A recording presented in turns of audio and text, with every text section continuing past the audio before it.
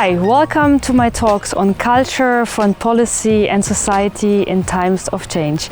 I'm in Frankfurt Oder at the German-Polish border, from where a unique journey will start.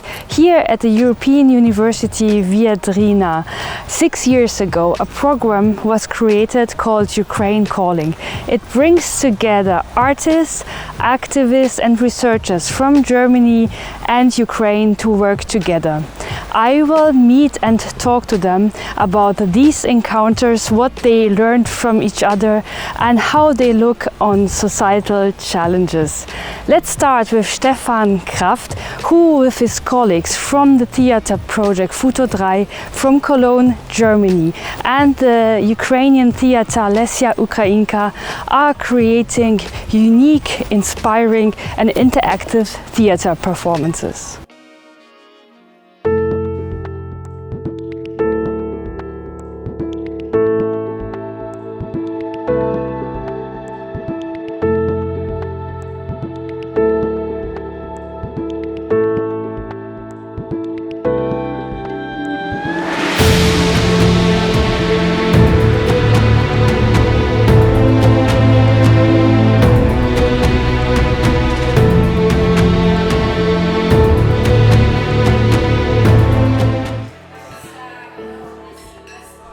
Stefan, I just participated in a very moving performance that you created with your team, with a German-Ukrainian team within this program.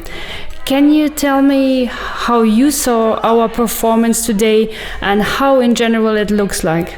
Tonight's public was special because there is no actor on the stage. They just get letters, packages with personal stories, with personal objects. And we normally do it for, it was an exchange between people in Lemberg and Senftenberg. Senftenberg is a small town in East Germany. Lemberg is a big city in Ukraine.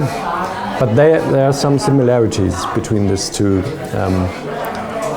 cities. And tonight's performance was special because we had specialists. So people who were really into this question of Ukrainian identity.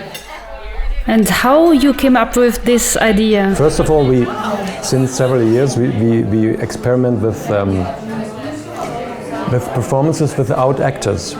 It means how can we create a theatrical situation on stage without actors, and the public itself creates this situation. So they get texts, they get objects, they get situations, they get questions, they get music.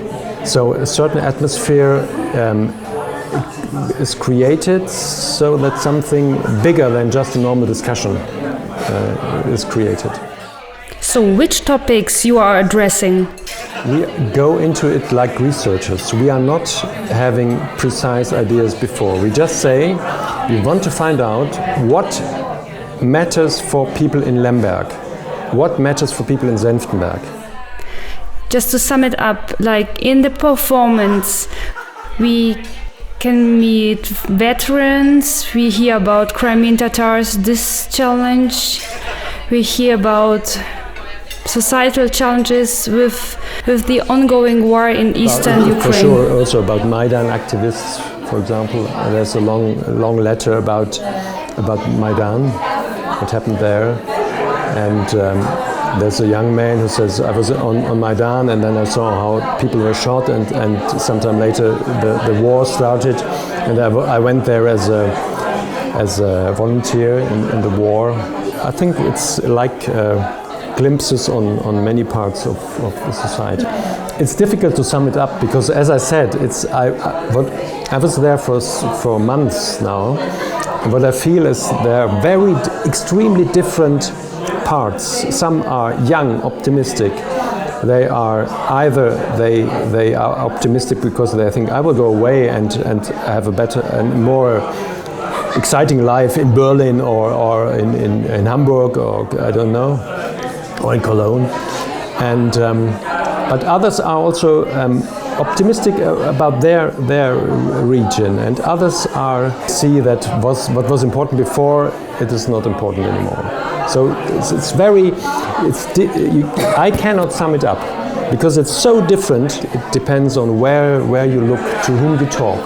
What you can see is that life in Ukraine is much harder than in Germany. We have a social system which is no one has to be hungry. Tell us a little bit about the perception in Lviv and in Senftenberg, how the audience was reacting. Well, it was interesting because also in the theater in Senftenberg, people were open to our project, but we also sensed a certain skepticism. They said, "Is it about Ukraine?" Or? No, they said the performance without performance, how.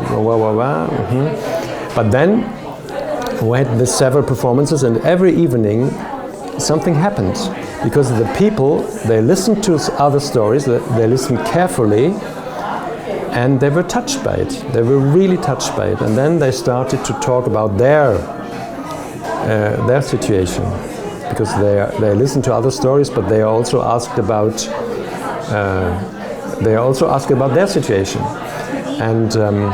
So very often in the end of the beginning of the evening we had something like a big group which somehow has formed because they shared stories from other people but also their own stories. For example, they are also asked, how did you live the political change in the beginning of the 90s, when the Wende, as we call it.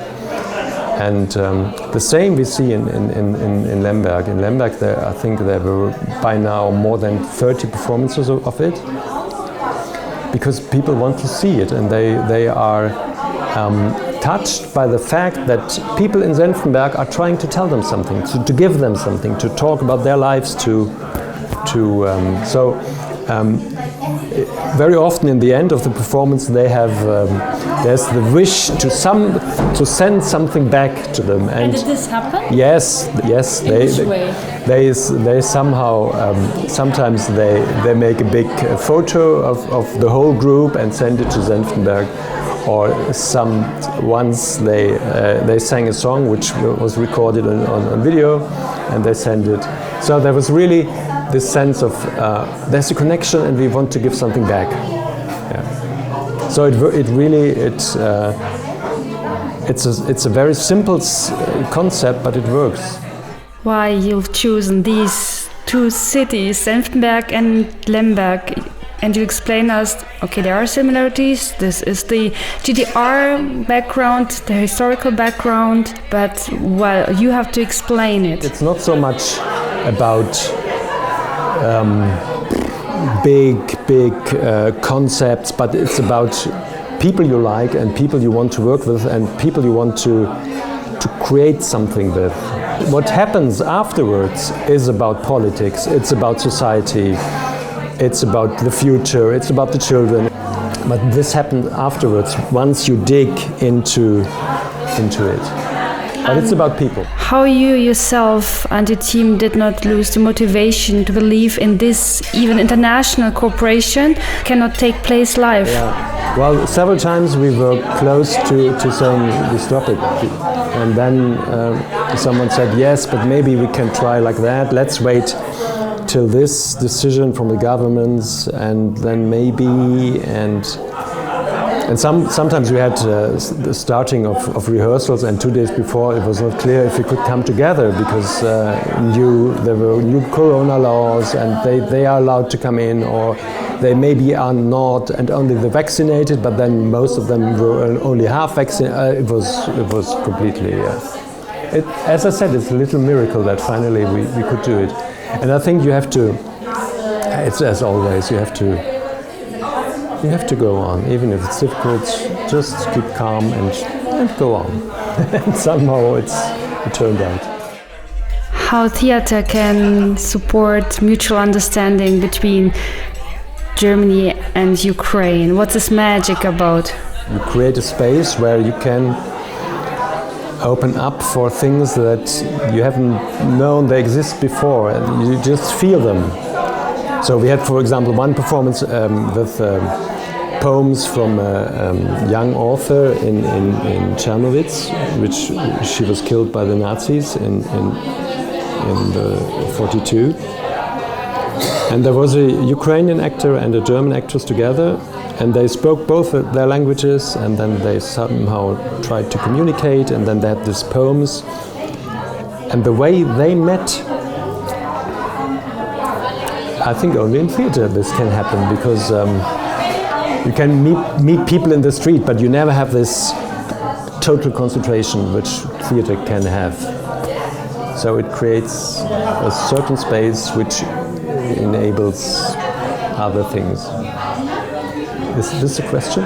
Is this the answer to your question? Yes. I couldn't find a better answer. Thank you so much, Stefan. Thank you, Caroline. Yeah, thank you.